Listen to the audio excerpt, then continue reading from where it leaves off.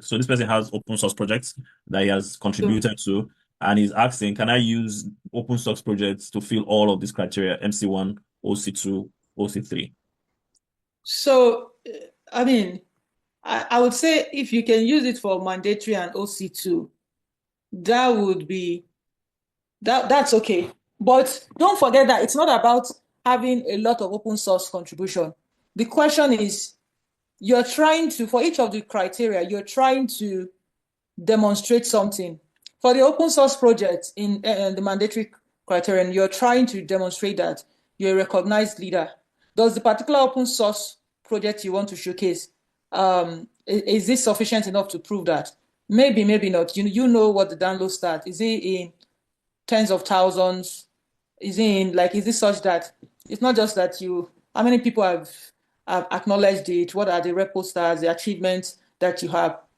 In the optional criteria too, how does that show you have advanced the sector? So now I think assessors are more focused on, apart from the evidence itself, how do you demonstrate that it meets this particular criteria you selected, right? Now for impact, it's not like you can't use that across, but the diversity in your evidence and diversity even in your kind of recommendation letter says a lot. If it's just open source that you have, it becomes boring.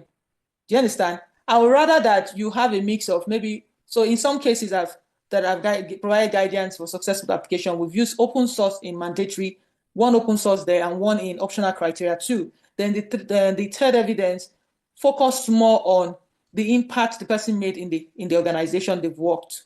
Either they've built a product that has had massive sales revenue and could be attributed to them, and they're able to show either what they call it, the architecture and also GitHub commit showing that they've contributed to developing a product that has become commercially successful.